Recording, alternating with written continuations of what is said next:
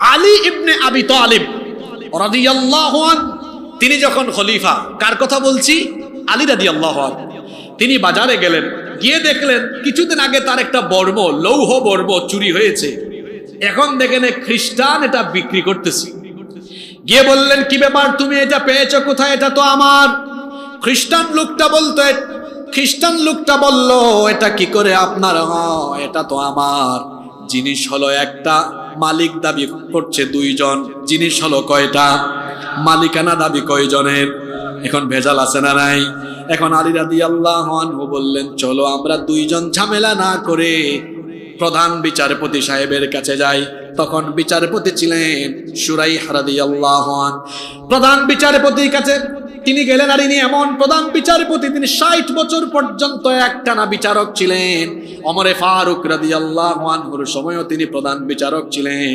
উসমান বিন আফফান রাদিয়াল্লাহু আনহুর সময়ও তিনি প্রধান বিচারক ছিলেন। এত লম্বা সময় ধরে ছিলেন।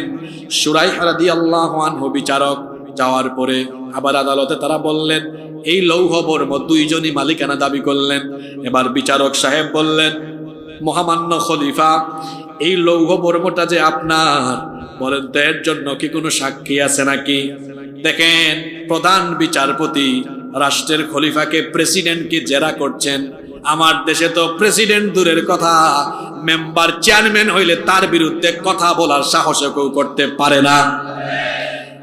তখন তিনি বললেন, অবশ্যই সাক্ষী আছে। বিচারক বললেন, কে সাক্ষী আনেন তো দেখি। তিনি বললেন, 1 নম্বর সাক্ষী হলো আমার ছেলে। 1 নম্বর সাক্ষী হলো আমার ছেলে হাসান। 2 নম্বর সাক্ষী হলো আমার ভৃত্য, আমার ঘরের চাকর। কাজী সাহেব বিচারক তখন বললেন, আপনি কি জানেন না রসুলের বিচারের ফর্মুলা হলো, পিতার জন্য পুত্রের সাক্ষ্য গ্রহণযোগ্য হয় না, আবার মনিবের জন্য চাকরের সাক্ষ্য গ্রহণযোগ্য হয় না। কারণ চাকর তার চাকরি বাঁচানোর জন্য মনিবের পক্ষে সাক্ষ্য দিতে পারে, আবার বাপও আবার ছেলেও তার বাপের পক্ষে সাক্ষী দিয়ে দিতে পারে। সুতরাং এই দুইজন ছাড়া অন্য কেউ যদি আপনার সাক্ষী থাকে তাহলে আপনি হাজিরি করুন। তিনি বললেন, না, এছাড়া আমার আর কোনো সাক্ষ্য নেই। কাজী সাহেব বললেন, তাহলে বিচারের রায় আপনার পক্ষে আর নাই। রায় দিয়ে দিলেন খ্রিস্টানের পক্ষে। তিনি তখন মেনে নিলেন। আলী রাদিয়াল্লাহু আনহু বললেন, ঠিক আছে, বিচার আমি মেনে নিলাম, কারণ যেহেতু আমার কাছে সাক্ষী নাই, রায়ও আমি মেনে নিলাম। খ্রিস্টান লোকটা চিৎকার করে বলল, ইসলামের কত সৌন্দর্য! আমি তো ভেবেছিলাম জোর করে কাজী সাহেব প্রেসিডেন্টের পক্ষে রায় দিয়ে দিবেন, কিন্তু ঘটনা ঘটে গেল উল্টা। এই মহানুভবতা, এই ন্যায় ইনসাফ দেখে আমিও সত্য কথা বললাম, আসলে এই বর্মটা আমার নয়, বর্মটা খলিফার, এটা চুরি করে আনা হয়েছে, এটার মালিক আমি নই। আর এই ন্যায় ইনসাফ দেখার পরে আমি আর গুমরাহিতে পড়ে থাকতে চাই না। সেও কালেমা পড়ে নিল, লা ইলাহা ইল্লাল্লাহু মুহাম্মাদুর রাসূলুল্লাহ সাল্লাল্লাহু। এই ঘটনাটা উল্লেখ করেছি কেন জানেন? আল্লাহর আইন থাকলে ও মুসলিমরাও ন্যায় বিচার থেকে বঞ্চিত হয়। কথা বুঝতে পেরেছেন? পাশের দেশ থেকে মাঝে মাঝে বলা হয় যে মৌলবাদের উত্থান ঘটলে বাংলাদেশে হিন্দু, মুসলিম, বৌদ্ধ, খ্রিস্টান সংখ্যালঘু যারা আছে এদের অবস্থা খারাপ হয়ে যাবে। আমি বলছি কি, নিজের চরকায় তেল দাও। তোমরা যে কত ভালো আর কত খারাপ সেটা আয়নায় নিজেদের চেহারা তোমরা দেখো।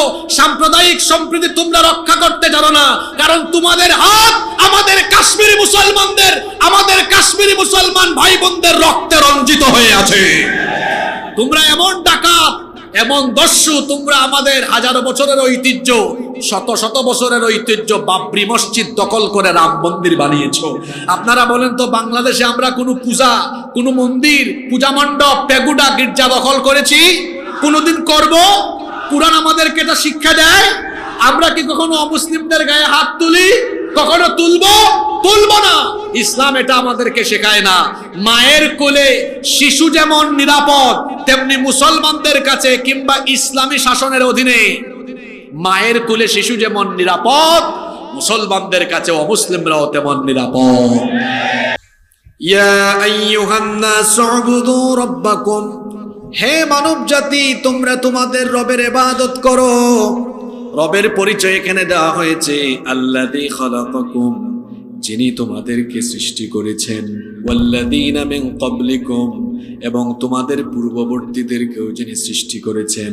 বলেন তো সকলকে যিনি সৃষ্টি করেছেন, গলার আওয়াজ বড় করে বলেন তিনি কে? রবের পরিচয়, রবকে। আর রব এমন গুরুত্বপূর্ণ একটি শব্দ, কোরআন খুললেই দেখবেন শুরুতে আছে রবের পরিচয়, আবার শেষে যাবেন শেষেও আছে রবের পরিচয়। আপনি যখন আল্লাহর কালাম খুলবেন, কোরআনের প্রথমেই দেখবেন রবের কথা বলা হয়েছে, আলহামদুলিল্লাহি রাব্বিল আলামিন। সকল প্রশংসা আল্লাহর।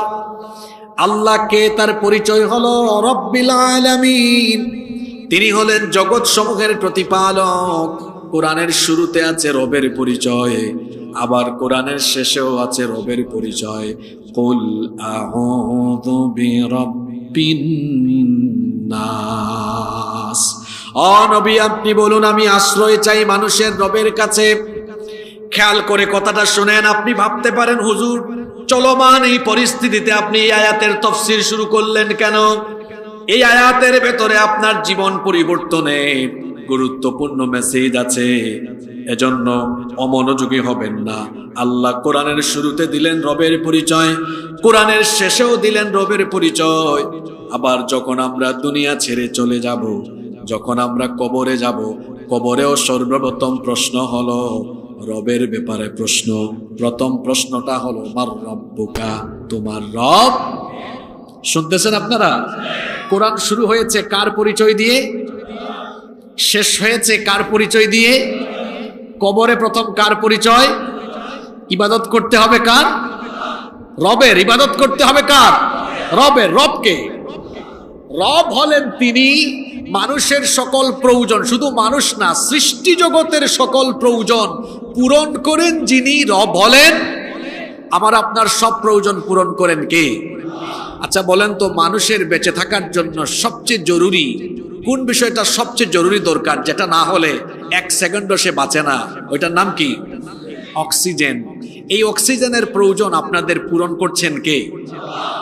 চিকিৎসা বিজ্ঞান বলছে একজন সুস্থ স্বাভাবিক মানুষ বেঁচে থাকার জন্য প্রতিদিন 500 লিটারেরও অধিক অক্সিজেন গ্রহণ করে। 500 লিটার অক্সিজেনের বাজার মূল্য হলো 5 লক্ষ টাকার বেশি। তার মানে প্রতিদিন আমি বেঁচে থাকার জন্য প্রয়োজন হয় কত লক্ষ টাকার অক্সিজেনে? 5 লক্ষ টাকা। তো যদি রেগুলার 5 লক্ষ টাকা দরকার হয়, তাহলে মাসে এর পরিমাণ দাঁড়ায় কত?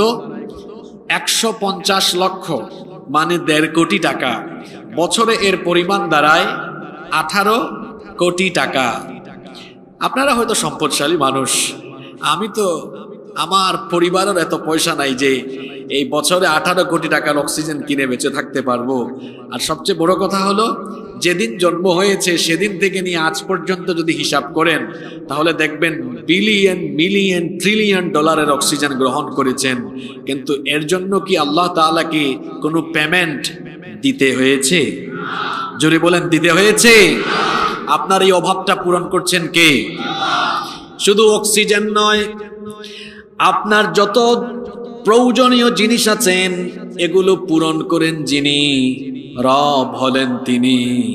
তাকিয়ে দেখেন পাশেই তো পদ্মা নদী আছে, এই পদ্মা নদীতে তো মাছ আছে, এই মাছগুলোকে যিনি রিজিক দেন, জোরে বলেন তিনি কে? সকালবেলা যখন আকাশের দিকে তাকাবেন, দেখবেন অনেক পাখি ডানা ঝাপটায়া ঝাপটায়া আকাশে উড়ে বেড়ায়। সকালবেলা তার খাঁচা থেকে সে বের হয়, তার কাছে কোনো গুগল ম্যাপ নাই, কোথায় যাবে, কোথায় গেলে খাবার পাবে সে জানে না। ওই পাখিটা যখন সন্ধ্যাবেলায় বাসায় আসে, তাকে পেট ভরায়া যিনি বাসায় ফিরাইয়া দেন তিনি কে? এভাবে যিনি সবার প্রয়োজন পূরণ করেন তার নাম রব। তার নাম কি? আর ইবাদত, উপাসনা, ইবাদত পেতে হলে যোগ্যতা হলো রুবুবিয়তের কোয়ালিটি থাকতে হবে। এজন্য আল্লাহ কোরআনে বলেছেন, আল্লাহ তো এখানে আয়াতটা এভাবে নাজিল করতে পারতেন, উবুদুল্লাহ, এভাবে বলেননি, বলেছেন উবুদু রাব্বাকুম, তোমাদের রবের ইবাদত করো। তার মানে হলো যে ব্যক্তি রব নয় সে মানুষের মাবুদ নয়, সে মানুষের মাবুদ নয়। মাবুদ হলো সে, রব হলেন যিনি, মাবুদ হলেন তিনি। আল্লাহ এখানে বলছেন ওয়াকাদা রাব্বুকা, তোমার রবের কাছ থেকে ফয়সালা হয়েছে, আদেশ হয়েছে, আল্লাহ তা'বুদু ইল্লা ইয়্যা, তিনি ছাড়া তুমি আর কারো ইবাদত করবে, সেই আল্লাহর সাথে আর কাউকে শরীক করা যাবে না। রব্বুল আলামিন কোরআনুল কারীমের 4 নম্বর সূরা সূরাতুন নিসায়ের 36 নম্বর আয়াতের জন্য বললেন ওয়া'বুদুল্লাহা ওয়া লা তুশরিকু বিহি শাইআ, আর তোমরা আল্লাহর ইবাদত করো, তার সাথে অন্য কাউকে শরীক করো না। এবার প্রশ্ন হলো কেন আল্লাহর ইবাদত করতে হবে? মূলত 3টা কারণে আল্লাহর ইবাদত মানুষকে করতেই হবে। জোরে বলেন কয়টা? 1 নম্বর কারণ হলো বান্দা আল্লাহর ইবাদত করবে, এটা হলো মানুষের উপরে, বান্দার উপরে আল্লাহর হক। বুখারী শরীফে হাদিস এসেছে, এই হাদিসের বর্ণনাকারী সাহাবী হচ্ছেন মুআদ ইবনে জাবাল রাদিয়াল্লাহু আনহু। তিনি বলছেন কুনতু রিদফান নবী সাল্লাল্লাহু আলাইহি ওয়াসাল্লাম আলা হিমার, আমি আল্লাহর নবীর সাথে আল্লাহর নবীর পিছনে একটি গাধার উপরে আরোহিত অবস্থায় ছিলাম। আল্লাহর নবী আমাকে ডাকলেন, ডেকে বললেন ইয়া মুআদ, হে মুআজ, হাল তাদরি হাক্কাল্লাহি আলা ইবাদিহি ওয়া মা হাক্কুল ইবাদি আলা আল্লাহ, মুআজ তুমি কি জানো নাকি বান্দার উপরে আল্লাহর হক কি আর আল্লাহর উপরে বান্দার হক কি?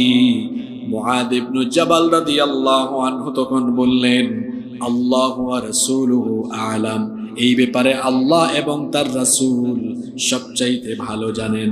আল্লাহর নবী তখন বললেন মুআজ তাহলে শোনো, ফা ইন্না হাক্কাল্লাহি আলাল ইবাদি আন ইয়াবুদুহু ওয়া লা ইউশরিকু বিহি শাইআ, বান্দার উপরে আল্লাহর হক হলো বান্দা আল্লাহ ছাড়া অন্য কারো ইবাদত করবে না এবং আল্লাহর সাথে বান্দা কাউকে শরীকও করবে না। ওয়া হাক্কাল ইবাদি আলাল্লাহি আল্লা ইউআযযিবা মান লা ইউশরিকু বিহি শাইআ, আর আল্লাহর উপরে বান্দার হক হলো যে বান্দা আল্লাহর ইবাদত করবে ওই বান্দাকে আল্লাহ কখনো আযাব দিবেন না। তাহলে বান্দার উপরে, মানুষের উপরে আল্লাহর হক হলো মানুষ ইবাদত করবে একমাত্র কার? 2 নম্বর কারণ কেন আমরা আল্লাহর ইবাদত করব, এটা হলো আমাদেরকে সৃষ্টির উদ্দেশ্য। রব্বুল আলামিন কোরআনুল কারীমের 51 নম্বর সূরা সূরাতুয যারিয়াতের 56 নম্বর আয়াতের জন্য বললেন ওয়া মা খালাকাতুল জিন্না ওয়াল ইনসা ইল্লা liya'budun, I didn't create the mankind and jinkind except my lordship, জিন আর মানুষকে আমি আমার গোলামি ছাড়া অন্য কোনো উদ্দেশ্যে সৃষ্টি করি নাই। মানুষের জন্য আল্লাহর ইবাদত করবে কারণ এটা হলো তাকে সৃষ্টি করার উদ্দেশ্য। 3 নম্বর কারণ হলো এটা হচ্ছে আমরুল্লাহ, এটা হলো আল্লাহর আদেশ। কোরআনে কারিমে আল্লাহ এর ব্যাপারে আদেশ করেছেন তোমরা তোমাদের রবের ইবাদত করো, আর এজন্য আল্লাহ তাআলা মানুষকে আল্লাহর ইবাদতের দিকে আহ্বানের জন্য যুগে যুগে তিনি যত পয়গাম্বর পাঠিয়েছেন সকল পয়গাম্বরদের দাওয়াতি অ্যাপ্রোচ ছিল এটা, তারা সকলেই বলেছেন ইবাদত করতে হবে কার?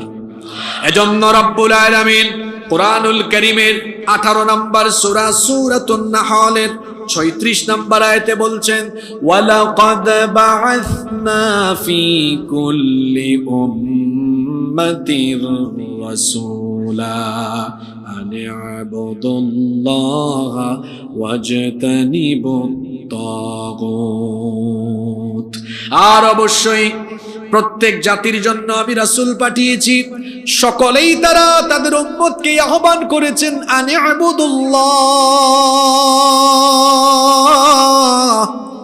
একমাত্র ইবাদত করো কার? রব্বুল আলামিন কুরআনুল কারীমের 21 নম্বর সূরা সূরাতুল আম্বিয়া এর 25 নম্বর আয়াতে বলছেন ওয়া মা আরসালনা মিন ক্বাবলিকা মির রাসূলিন ইল্লা নূহি ইলাইহি আন্নাহু লা ইলাহা ইল্লা আনা তা'বুদুন। ও নবী, আমি আপনার পূর্বে এমন কোন রাসূল পাঠাইনি যাদের কাছে এই দায়িত্ব পৌঁছায়নি, যাদেরকে আমি বলিনি। সকলকে এটাই বলেছি, ওহী দিয়েছি আর বলেছি একমাত্র ইবাদত হবে কার? এতক্ষণ ধরে যে শুনতেছেন ইবাদত ইবাদত ইবাদত ইবাদত, এবার আমাকে বলেন এই ইবাদত শব্দটা বাংলা না ইংরেজি? আপনারা কথা বুঝতেছেন তো? বলেন ইবাদত শব্দটা বাংলা না ইংরেজি? আরবি। এখন আমাকে বলেন what do you mean by ইবাদাহ? মা মা'নাল ইবাদাহ? এই ইবাদাহ শব্দ বলতে আপনি কি বুঝেন?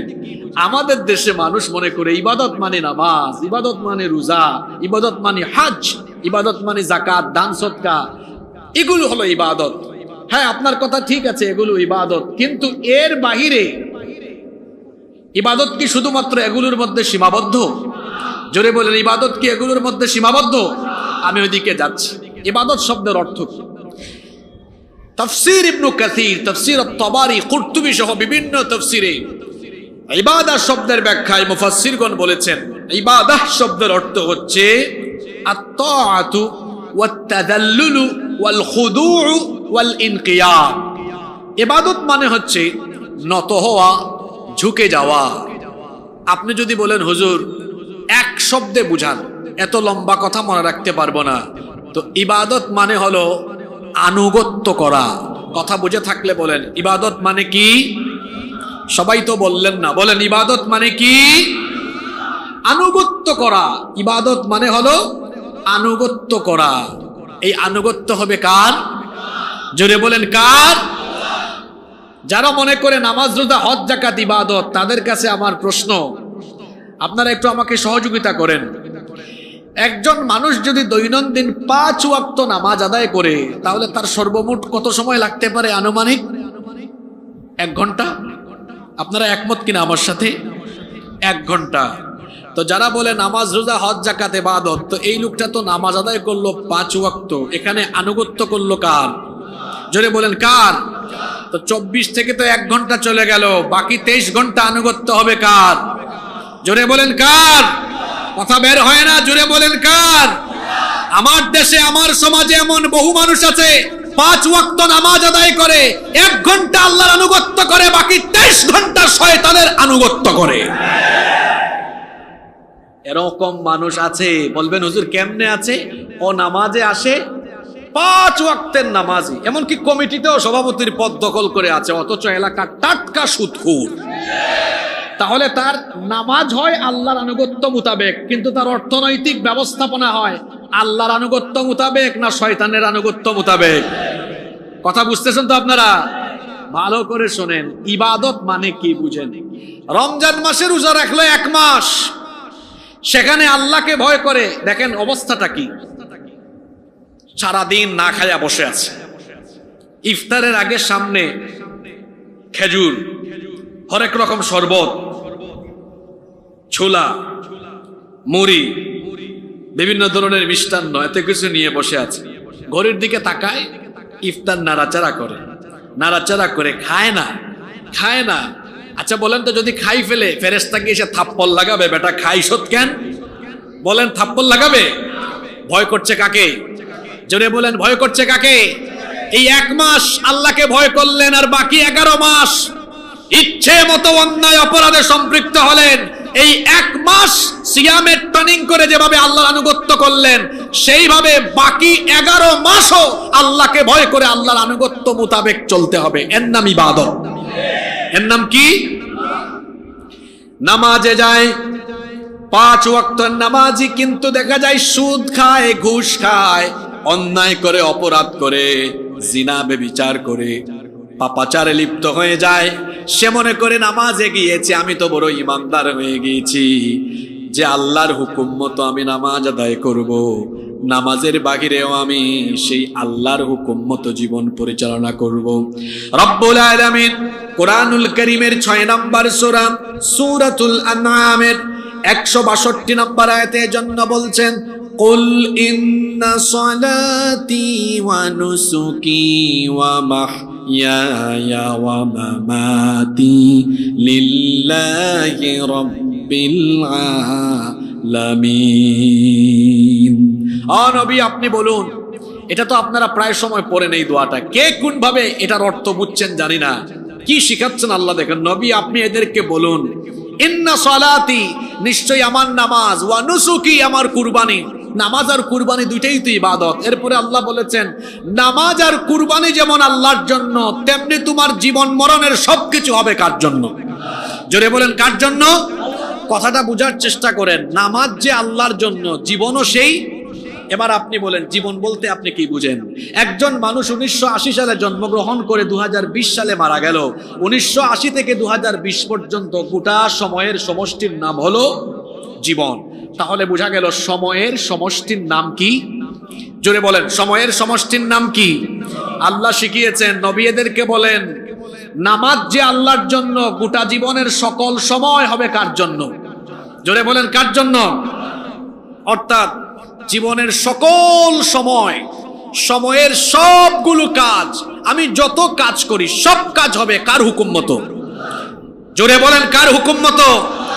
শুরুর কথা না বুঝলে তো পরে গিয়ে পেছ লাগাবেন, আর কালকে বলবেন হুজুর একটা কুত থেকে আনছে, কি বলে গেছে। আগা মাথা ঠিক থাকবে না তো। কথা পুরা শুরু থেকে ভালো করে শোনেন।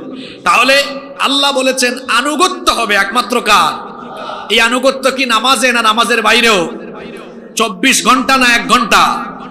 একদিন 2 দিন না সারা জীবন? জোরে বলেন। তার মানে হলো আনুগত্য হবে এমন যে আল্লাহর হুকুম মতো আমি নামাজ আদায় করব, সে আল্লাহর হুকুম মতো আমি আমার পরিবার চালাবো, যে আল্লাহর হুকুম মতো আমি রমজানের মাসে রোজা রাখবো, সে আল্লাহর হুকুম মতো আমি আমার সমাজ চালাবো, যে আল্লাহর হুকুম মতো আমি কুরবানির সময় আসলে কুরবানি দিব, আদালত চালাবো কার হুকুম মতো? এখন তো আস্তে কথা বললেন, জোরে বলেন কার হুকুম মতো?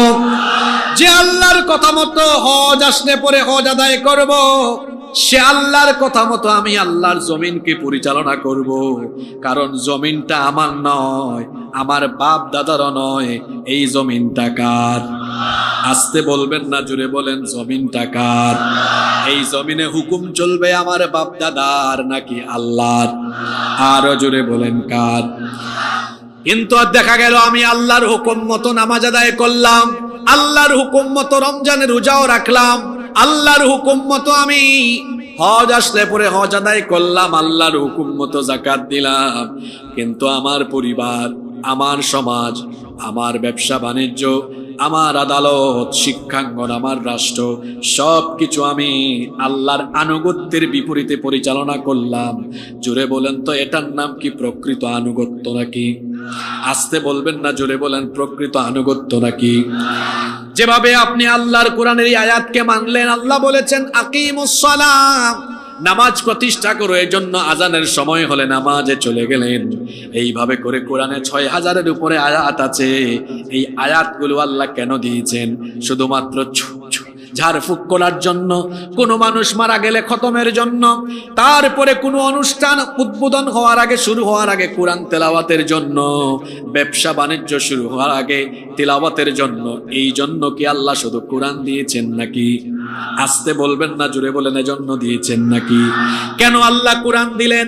আপনার জীবনের গোটা সময়টা যেন আপনি আল্লাহর আনুগত্য মোতাবেক, আল্লাহর ফর্মুলা মোতাবেক জীবনের সকল দিক এবং বিভাগকে পরিচালনা করতে পারেন। এজন্য আপনার জন্মের পর থেকে নিয়ে মৃত্যু পর্যন্ত আপনার জীবনে যা যা দরকার আনুগত্য মোতাবেক পরিচালনার জন্য আল্লাহ তাআলা একটি দিক নির্দেশনার কিতাব দিয়েছেন। সেই কিতাবের নাম কি? আস্তে বলবেন না, জোরে বলেন সেই কিতাবের নাম কি? এই কিতাবে নামাজ, রোজা, হজ, যাকাতের কথা যেমন আছে, কিভাবে আমার পরিবার চলবে, ব্যবসা চলবে, সমাজ চলবে, সেই কথা কোরআনে নাই? সেই কথা কোরআনে নাই? আরো জোরে বলেন আছে না নাই? রব্বুল আলামিন কোরআনুল কারীমের 16 নম্বর সূরা সূরাতুন নাহলের 89 নম্বর আয়াতের শেষাংশে বলছেন, ওয়ানাজ্জালনা আলাইকাল কিতাবা তিবয়ানাল লিকুল্লি শাইইন ওয়া হুদান ওয়া রাহমাতান ওয়া বুশরা লিল মুসলিমিন। আর আমি আপনার কাছে এমন এক কিতাব নাজিল করেছি, তিবয়ানাল লিকুল্লি শাই, যা যা দরকার সবকিছু এর ভেতরে দিয়ে দিয়েছি। কোরআনে কারীমের 6 নম্বর সূরা সূরাতুল আনআমের 38 নম্বর আয়াতের শেষাংশে আল্লাহ বলেছেন, মা ফাররাতনা ফিল কিতাবি মিন শাইইন থুম্মা ইলা রাব্বিহিম ইউহশারুন। তোমাদের জন্য যা যা দরকার, যা যা প্রয়োজন, তোমাদের জীবনের সকল প্রয়োজনীয় বিষয় এই কোরআনের ভিতরে যিনি ঢুকিয়ে দিয়েছেন তিনি কে? একবার এক জায়গায় মাহফিলে রুটি বানায় এমন এক লোক বলতেছে, হুজুর আপনি যে বললেন কোরআনে সবকিছু আছে, আমি তো এক রেস্টুরেন্টে চাকরি করি, রুটির খামির তৈরি করি, রুটি কেমনে বানায়? এটা কোরআন শরীফের কোন আয়াতে আছে? আপনাদের কি মনে হয় আছে না নাই? আছে না নাই? আমি বললাম এটাও আছে। তা কেমনে আছে? আমি বললাম আল্লাহ কোরআনে বলেছেন, ফাসআলু আহলা যিকরি ইন কুনতুম লা তা'লামুন। তুমি যেটা জানো না, যে জানে তাকে গিয়ে জিজ্ঞেস করে তার কাছ থেকে জেনে নাও রুটি কেমনে বানাইতে হয়। তুমি যদি এটা নাই জানো, কোরআন বলেছে যে বানাইতে পারে তার কাছে গিয়ে শিখে আসতে। কোরআন হলো এমন এক কিতাব, আল্লাহ বলেছেন মা ফাররাতনা ফিল কিতাবি মিন শাই। এই কিতাবে আমি কোনো কিছু বাদ দেইনি। নামাজ, রোজা, হজ, যাকাতের কথা যেমন কোরআনে আছে, তেমনি আপনার জীবনের অবিচ্ছেদ্য সকল অংশ, পরিবার, সমাজ, রাষ্ট্র পরিচালনার কথাও কোরআনে আছে। জোরে বলেন আছে না নাই? না থাকলে আমার নবী 10 বছর কোরআন দিয়ে চালাইছেন কেমনে? ইবাদত মানে আপনি কি বুঝেন? যে আল্লাহর হুকুম মতো নামাজ আদায় করা ইবাদত, সে আল্লাহর হুকুম আর আনুগত্য মতো সবকিছু পরিচালনা করাও হলো ইবাদত। ইবাদত বলতে আপনি বুঝছেন নামাজ, রোজা আর হজ, যাকাত। কোথায় পাইছেন এগুলো? একটু তাফসীরের কিতাব খুলেন, আলেমদেরকে জিজ্ঞেস করেন যে অর্থগুলো বললাম হুজুর ঠিক না বেঠিক এগুলো? আল খুদু ওয়াত তাদাল্লুল ওয়াত তাআতু ওয়াল ইনকিয়াদ মানে কি? ইবাদত মানে হলো আনুগত্য হবে একমাত্র কার? আমি নামাজে আল্লাহর আনুগত্য করেছি, আদালতও আল্লাহর আনুগত্য করব। এখন আসেন তো, এটা তো রাজনৈতিক মাহফিল না, কোরআনের মঞ্চ। আসেন আমরা তাবলিগের ভাইদের মতো বলি। তাবলিগের ভাইরা একটা সুন্দর কথা বলে, আমার এটা ভালো লাগে। তারা বলে নামাজের পরে ঈমান আমলের ফায়দার কথা হবে। কিসের কথা হবে? তো আমরাও তো বসছি এখানে আল্লাহর কোরআন থেকে ফায়দার কথা শুনবো। যে বক্তা দলীয় দৃষ্টিভঙ্গি মাথায় রেখে বক্তব্য দেয়, তার বক্তব্যে মানুষ হেদায়াত হয় না।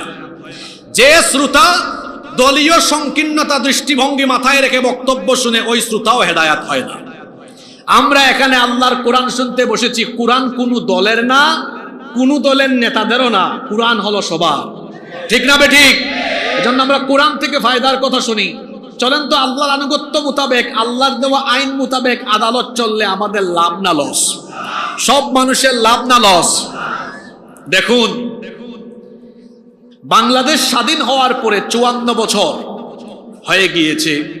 এই 54 বছরের মধ্যে 32 বছর রাষ্ট্র পরিচালনা করেছেন নারীরা, 22 বছর পরিচালনা করেছেন কয়েকজন পুরুষ মিলে, আর 32 বছর করছেন 2 জন মহিলা মিলে। এবং বাংলাদেশে বেশিরভাগ সময় বড় বড় পদে আসীন ছিলেন নারীরা। প্রধানমন্ত্রী, বিরোধী দলীয় নেত্রী, স্বরাষ্ট্র, পররাষ্ট্র, শিক্ষা, স্পিকার, সব বড় বড় পদ নারীদের কাছে ছিল কি ছিল না? এত ক্ষমতা, 32 বছর নারীরা দেশ চালানোর পরেও নারী নির্যাতন, নিপীড়ন, ধর্ষণ কি? 54 বছর ধরে আমাদের দেশে আদালতে চলে আল্লাহর আইন না মানুষের আইন? পুরুষ মানুষের মতো বলেন, আল্লাহর আইন না মানুষের আইন? জোরে বলেন, কার আইন? এই মানুষের আইনে আমাদের কি লাভটা হয়েছে শুনেন। আপনাদের পাশের জেলা মাগুরা, 7-8 মাস আগে আসিয়া নামে আমাদের এক ছোট বোন, এক পরিবারের 3 নরপিশাচ মিলে আমার বোনটির উপরে পাশবিকতা চালালো। হসপিটালে কয়েকদিন সে খুব কষ্টের সাথে থাকলো, তারপর দুনিয়া ছেড়ে চলে গেল। আমার বোনটা চলে গেল ধর্ষিতা হয়ে। আপনারা বলেন তো, ধর্ষক এখনো বেঁচে আছে না নাই? জুড়ে বলতে হবে, আছে না নাই? আদালতে চলে কার আইন? জোরে বলেন, এ কেমন আইন? যে আইন থাকার ফলে আমার বোন ধর্ষিতা হয়ে কবরে চলে যায়, আর ধর্ষক 1 বছর হয়ে যাচ্ছে বেঁচে থাকে। আপনার ওই আইনের মুখে আমি লাথি মারি। জায়গায় দাঁড়ান, কথা বলতে দেন। এরপরে দেখুন, বাংলাদেশের এমন কিছু কলেজ আর বিশ্ববিদ্যালয় আছে যেখানে ধর্ষণের সেঞ্চুরি হয়েছে। আমি কি বানিয়ে বলছি? এরপরে আবার ধর্ষককে ফুলের মালা গলায় দেওয়া হয়েছে। বাংলাদেশে এমন বড় ব্যবসায়ী আছে, ধর্ষণ করেছে টাকার গরমে, তার কিছুই হয় নাই, আইনকে তার পায়ের তলায় ফেলে দিয়েছে। সে ভিআইপি সিআইপির মতো চলাফেরা করে। বহু রাজনীতিবিদ আছে, বহু মা বোনের ইজ্জত লুণ্ঠন করে, তার কিছুই হয় নাই, আইন পায়ের তলায় ফেলে দিয়ে। তারপরে দেখা গিয়েছে সাদা পায়জামা পাঞ্জাবি পরিধান করে রাস্তায় ফুলের মালা গলায় দিয়ে হেঁটেছে। যে আইন থাকার ফলে একজন ধর্ষক ফুলের মালা গলায় নিয়ে রাস্তায় বুক ফুলিয়ে হাঁটতে পারে, সেই আইনের মুখে আমি থুতু নিক্ষেপ করি। এবার বলেন তো, যদি এর বিপরীতে আল্লাহর আইন হতো, সে যত বড় ব্যবসায়ী, যত বড় রাজনীতিবিদ, যত বড় আধিপত্যবাদী লোক হোক না কেন, আল্লাহর কোরআন থেকে কাজী সাহেব রায় দিতেন, মানুষের চোখের সামনে এর মৃত্যুদণ্ড নিশ্চিত করো। এখন আপনারা দলমত ভুলে গিয়ে ফায়দার কথা বলেন। এটা রাজনৈতিক মঞ্চ না, এটা আল্লাহর কিতাব কোরআনের মঞ্চ। তাহলে বলেন তো দেখি, আমাদের ফায়দার জন্য, আমাদের মা বোনদের ইজ্জত আবরু রক্ষার জন্য, নারী অধিকার প্রতিষ্ঠার জন্য মানুষের আইন ভালো না আল্লাহর আইন ভালো? জোরে বলেন, কার আইন ভালো? একমত না দ্বিমত? আল্লাহর আইন সব জায়গায় চালানো, এটার নাম ইবাদত। এটার নাম কি? এই ইবাদত করেছেন পয়গাম্বরেরা। কারণ নবীজি তার আদালতে বিচার করেছেন তার নিজস্ব আইন দিয়ে না কোরআনের আইন দিয়ে? জোরে বলেন, কার আইন দিয়ে? কোরআনের আইনে কোনো স্বজন প্রীতিও নাই। একবার নবীজির আদালতে একটা বিচার আসলো, ঘটনা একটা মনে পড়লো, ঘটনাটা কি বলবো। নবীজির আদালতে একবার বিচার আসলো, মাখজুমিয়া গোত্রের কুরাইশি একজন মহিলা, সম্ভ্রান্ত বংশের নারী, চুরির অপরাধে তিনি ধরা পড়েছেন। সাহাবায়ে কেরাম পারস্পরিক আলোচনা করছেন, আল্লাহর নবী যদি কোরআন থেকে রায় দিয়ে দেন, তাহলে তো চুরির অপরাধ হলো, চোর অপরাধ প্রমাণিত হয়ে গেলে নারী হোক পুরুষ হোক হাতটা কেটে দাও। সাহাবীরা চিন্তা করলেন, এখন যদি এই মহিলার হাত কাটার রায় দেওয়া হয়, এটা বড় নামি দামি বংশ, ওই বংশের কোনো মান সম্মান থাকবে না। সাহাবীরা পরামর্শ করছেন, যদি একটু বিচারের রায়টা হালকা করে দেওয়া হয়, ওই বংশের মান ইজ্জত বাঁচানো যাবে। কিন্তু নবীজির কাছে কে সুপারিশ নিয়ে যাবে, কারো সাহস হয় না। অবশেষে সাহাবীরা উসামা ইবনু যায়েদ রাদিয়াল্লাহু আনহুকে বললেন, ভাই উসামা, শোনো, নবীজি তো তোমাকে বড় পছন্দ করেন, মহব্বত করেন, তুমি নবীজির কাছে এই সুপারিশটা নিয়ে যাও। উসামা ইবনু যায়েদ রাদিয়াল্লাহু আনহু নবীজির কাছে সুপারিশ নিয়ে গেলেন। আল্লাহর নবী এই কথা শোনা মাত্রই সাহাবীদেরকে ডাকলেন, ডেকে বললেন, ও আমার সাহাবীরা, এত বড় দুঃসাহস কেমনে তোমরা দেখালে? আল্লাহর কিতাবের আইনের বিরুদ্ধে কিভাবে তোমরা কথা বলতে পারলে? শোনো সাহাবীরা, ওই নামি দামি বংশের নারী না হয়ে আদালতের কাঠগড়ায় যদি আজ আমার নিজের কলিজার টুকরা মেয়ে ফাতেমাও হতো, বিচার করতে গিয়ে আমি দয়া মায়া দেখাতাম না, বরং চুরির অপরাধের কারণে হাত কাটার রায় দিয়ে দায়িত্ব জল্লাদকেও দিতাম না। কারণ জল্লাদ হয়তো ভাবত নবীজির মেয়ে, প্রেসিডেন্টের মেয়ে, এই জন্য দেখা যেত রায় কার্যকরণে দয়া মায়া চলে আসতে পারত। যার ফলে যদি আমার মেয়েও হতো, রায় দিয়ে দায়িত্ব আমি জল্লাদের হাতে সুপর্দ না করে আমি পাপ হয়ে আমার নিজের মেয়ের হাত নিজেই আমি কেটে ফেলে দিতাম। আল্লাহু আকবার। ঘটনা আরেকটা মনে পড়ছে, বলবো? কষ্ট হচ্ছে নাকি আপনাদের?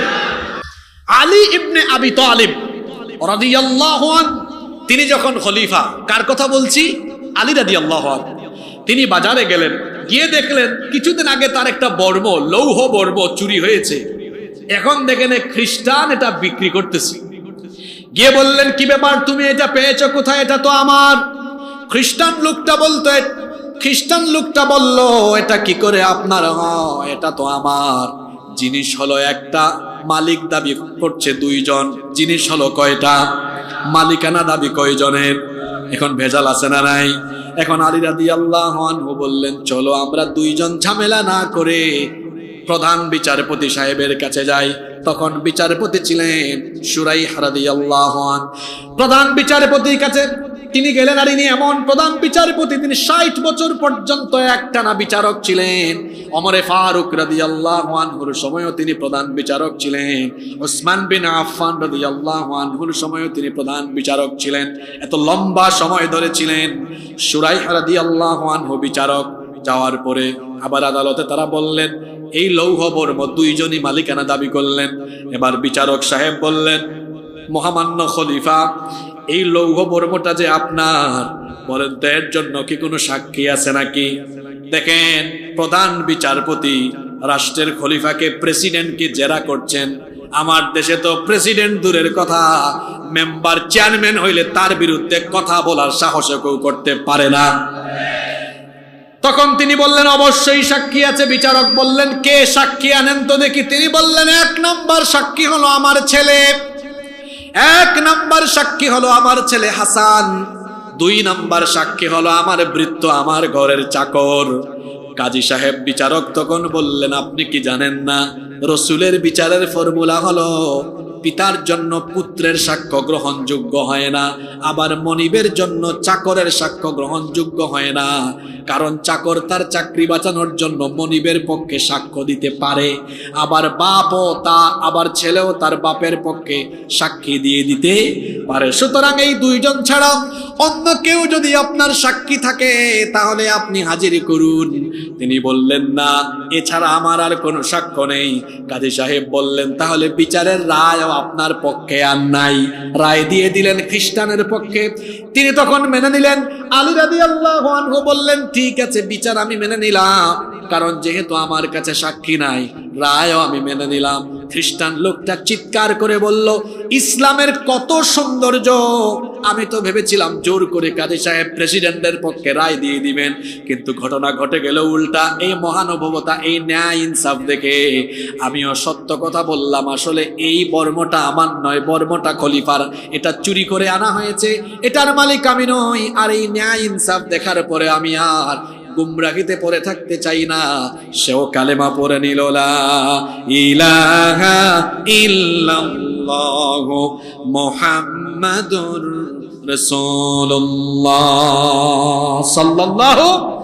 এই ঘটনাটা উল্লেখ করেছি কেন জানেন? আল্লাহর আইন থাকলে ও মুসলিমরাও ন্যায় বিচার থেকে বঞ্চিত হয়। কথা বুঝতে পেরেছেন? পাশের দেশ থেকে মাঝে মাঝে বলা হয় যে মৌলবাদের উত্থান ঘটলে বাংলাদেশে হিন্দু, মুসলিম, বৌদ্ধ, খ্রিস্টান সংখ্যালঘু যারা আছে এদের অবস্থা খারাপ হয়ে যাবে। আমি বলছি কি, নিজের চরকায় তেল দাও। তোমরা যে কত ভালো আর কত খারাপ সেটা আয়নায় নিজেদের চেহারা তোমরা দেখো। সাম্প্রদায়িক সম্প্রীতি তোমরা রক্ষা করতে জানো না, কারণ তোমাদের হাত আমাদের কাশ্মীরি মুসলমান ভাই বোনদের রক্তে রঞ্জিত হয়ে আছে। তোমরা এমন ডাকাত, এমন দস্যু, তোমরা আমাদের হাজারো বছরের ঐতিহ্য, শত শত বছরের ঐতিহ্য বাবরি মসজিদ দখল করে রাম মন্দির বানিয়েছো। আপনারা বলেন তো, বাংলাদেশে আমরা কোনো পূজা, কোনো মন্দির, পূজা মণ্ডপ, পেগুডা, গির্জা দখল করেছি? কোনোদিন করব? কুরআন আমাদেরকে এটা শিক্ষা দেয়। আমরা কি কখনো অমুসলিমদের গায়ে হাত তুলি? কখনো তুলবো না। ইসলাম এটা আমাদেরকে শেখায় না। মায়ের কোলে শিশু যেমন নিরাপদ, তেমনি মুসলমানদের কাছে কিংবা ইসলামী শাসনের অধীনে মায়ের কোলে শিশু যেমন নিরাপদ, মুসলমানদের কাছে অমুসলিমরাও তেমন নিরাপদ।